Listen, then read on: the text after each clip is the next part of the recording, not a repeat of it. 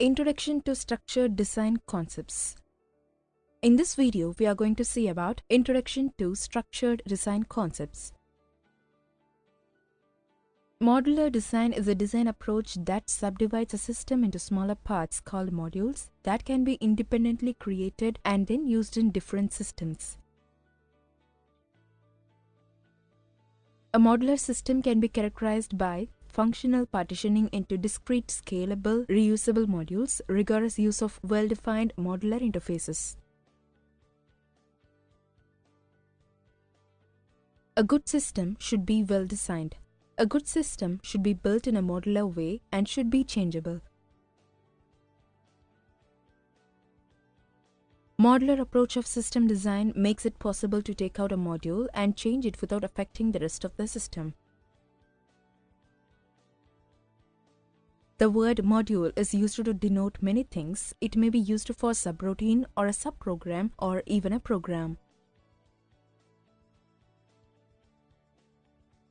A logical module is a defined function. A physical module is a particular implementation of a logical statement. A module is considered like a black box, that is, viewed from the invoking module, it produces predictable results. There is no need to know its internal code to know its function. Besides reduction in cost and flexibility in design, modularity offers other benefits such as augmentation, that is adding new solution by merely plugging in a new module, and exclusion. Examples of modular systems are cars, computers, process systems, solar panels, and wind turbines, elevators, and modular buildings. Computers use modularity to overcome changing customer demands and to make the manufacturing process more adaptive to change. Modular design is an attempt to combine the advantages of standardization with those of customization.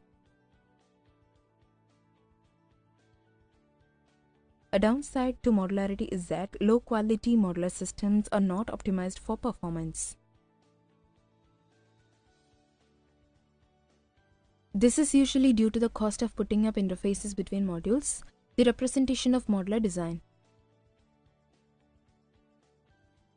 A computer is actually one of the best examples of modular design. Typical modules are power supply units, processors, main boards, graphic cards, hard drives, optical drives, etc. All of these parts should be easily interchangeable as long as the user uses parts that support the same standard interface as the part that was replaced. Similar to the computer's modularity, other tools have been developed to leverage modular design, such as little bits electronics, which snap together with interoperable modules to create circuits. Modular design computer. Module specifications. In this video, we are going to see about module specifications.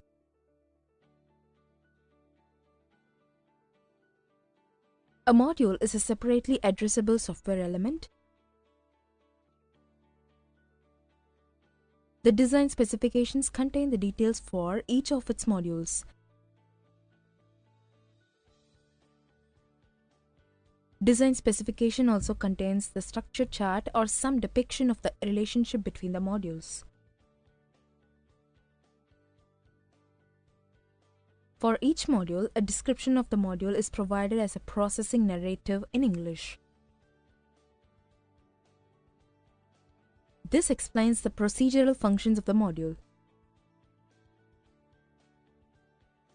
More detailed structured description using some appropriate tools like structured English, decision trees, decision tables are also given for the actual programming. The typical contents of a program specifications are as follows: program ID, program name, short description of the function, Input specifications. Input specifications may include data dictionary entries, record layouts for files, subschema for database, batching and control information in case of batched input, screen layouts and dialog charts for online data entry, prototype screen, processing logic. Tools are used to provide the programmer sufficient details in processing logic and develop precise and understandable program specifications. Program flowchart, HIPO, structured charts, pseudocode, decision tables, structured English, output specifications. Output specification may include data dictionary entries, print layout charts, prototype reports, output screen design and terminal dialog, prototype layouts for created and updated files, record layouts. Other related programs.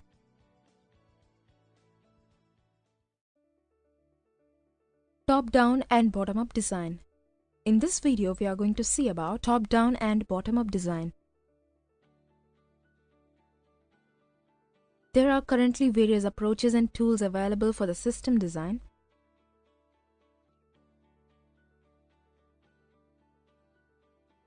The designer has to decide his or her overall approach for designing and selecting the tools and techniques to be used. Design starts from the system flowcharts.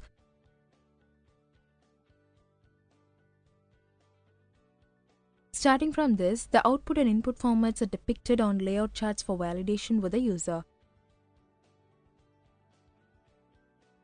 The process description are written using narrative and depicted decision trees, decision tables, and flowcharts.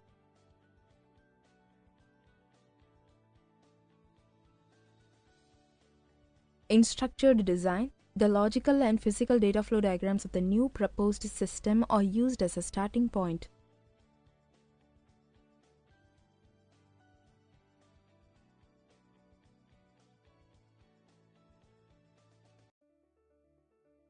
Top-down approach. In this video, we are going to see about top-down approach.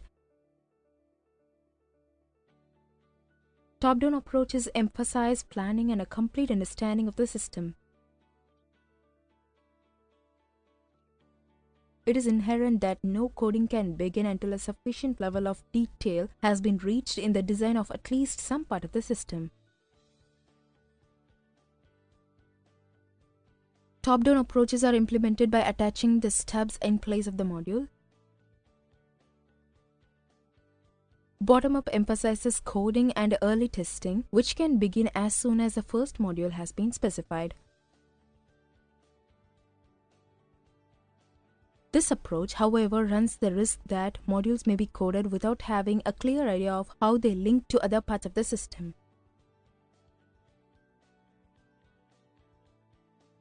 Top-down is a programming style, the mainstay of traditional procedural languages, in which design begins by specifying complex pieces and then dividing them into successively smaller pieces.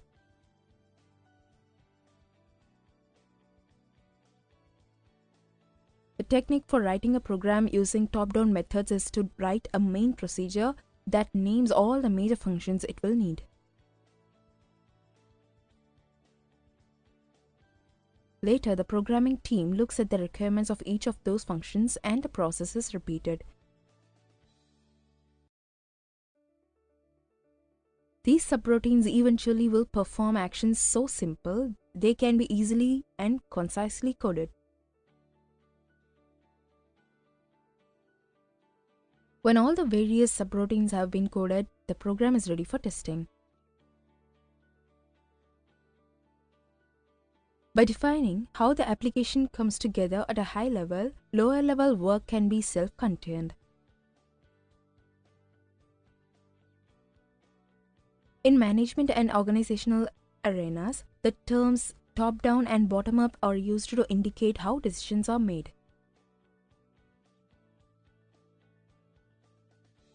A top-down approach is one where an executive decision maker or other person or body makes a decision.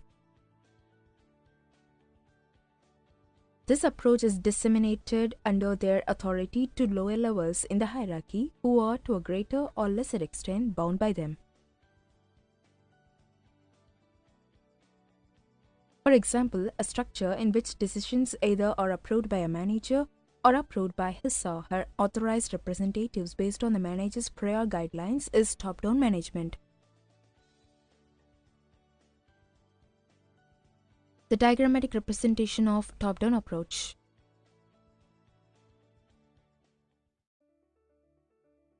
Bottom-up approach.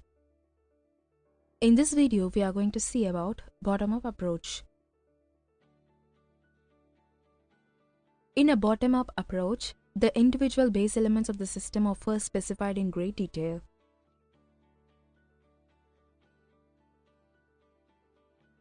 The elements are then linked together to form larger subsystems, which then in turn are linked sometimes in many levels until a complete top-level system is formed.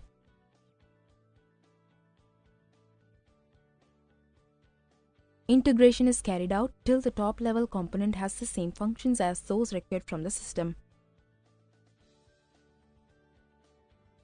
Bottom-up approach is suitable when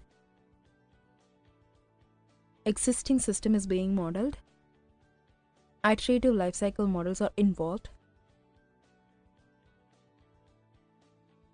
If a system is to be built from existing system, this approach is more suitable as it starts from existing modules.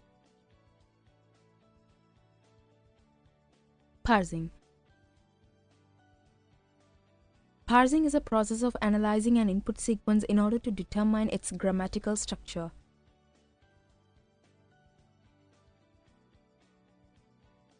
This method is used in the analysis of both natural languages and computer languages, as in a compiler.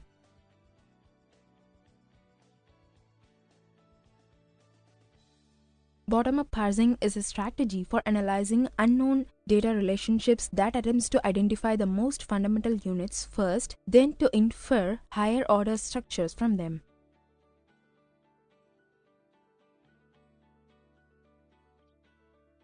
Top-down parsers, on the other hand, hypothesize general parse tree structures and then consider whether the known fundamental structures are compatible with the hypothesis.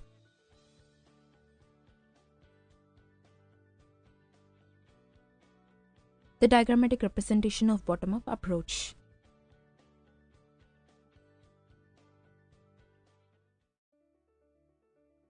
Module coupling and cohesion. In this video, we are going to see about module coupling and cohesion. Module coupling and cohesion is to understand the way the modules interact with each other and to design to improve changeability. A module's connection with other module is called as coupling.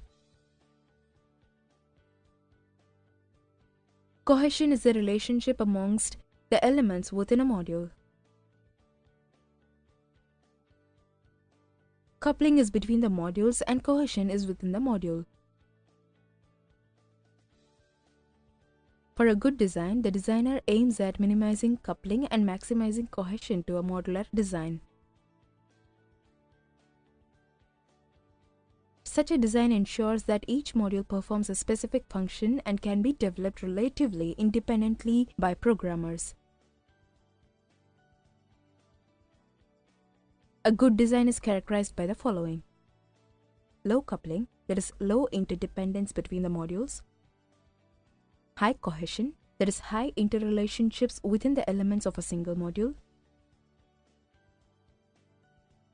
The representation of coupling and cohesion. Coupling. For a good design, low coupling should be followed. Low coupling ensures the modules can be coded, tested, and modified separately. Low coupling also ensures that the ripple effects of changes are minimized. The most suitable form of coupling is data coupling. Data coupling happens when a module passes data to another as part of invocation or returning control. The representation of data coupling. Within data coupling, design where a few pieces of data are passed between modules is better than where many pieces of data are being passed. Passing of data should be done as parameters or arguments. Stamp coupling is a variation of data coupling, where a portion of a data structure is passed as an argument is called as stamp coupling, ranks lower to true data coupling in the scale of desirability.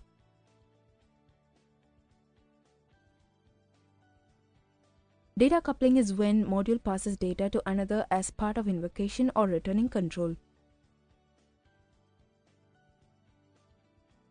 Control coupling is the next suitable form of coupling which is required in the system.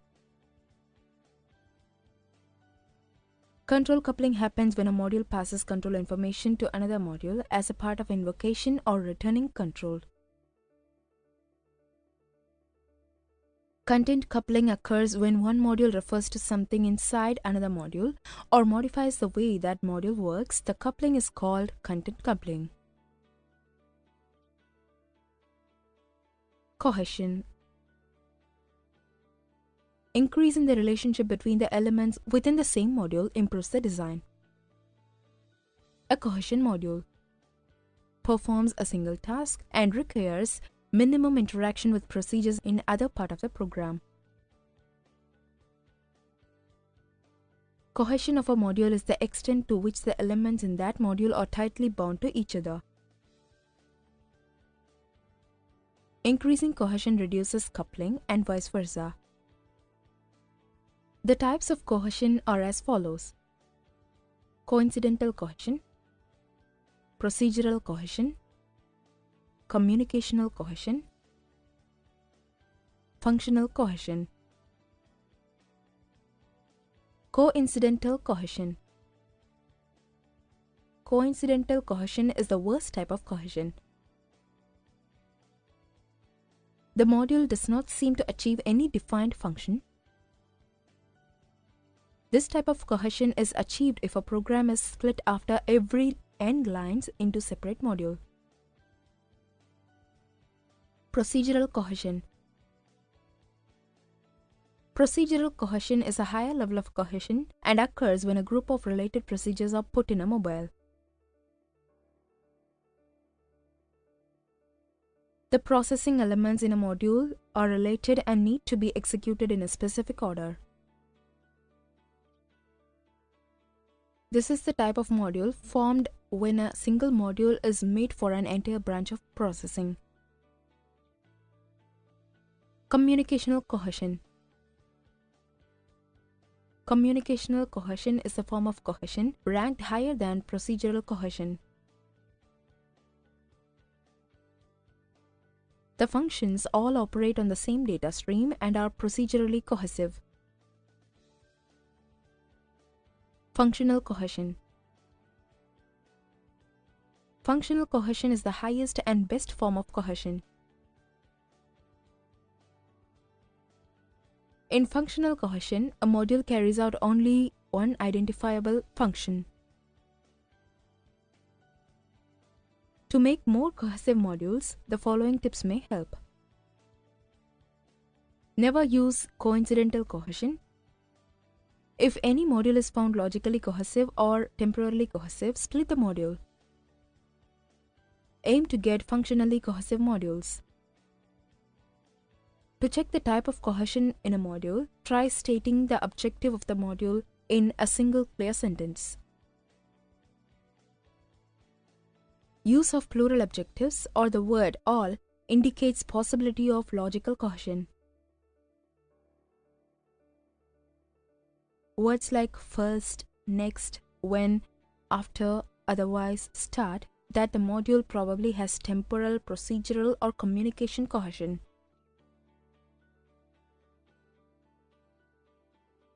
Words like initialize and cleanup indicates temporal cohesion.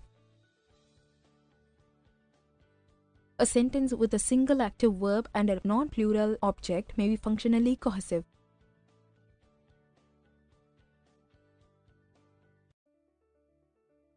Structure chart. In this video, we are going to see about structure chart. A structure chart SC is a chart which shows the breakdown of a system to its lowest manageable levels. They are used in structure programming to arrange program modules into a tree. Each module is represented by a box which contains the module's name.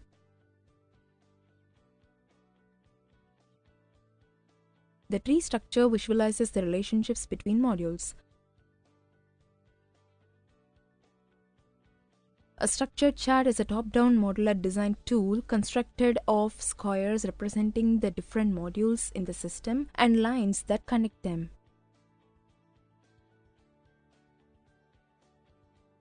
The lines represent the connection and/or ownership between activities and sub-activities as they are used in organization charts.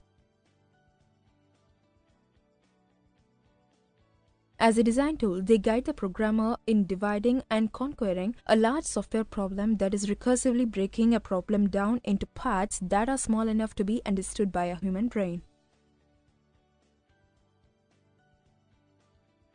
The process is called top-down design or functional decomposition.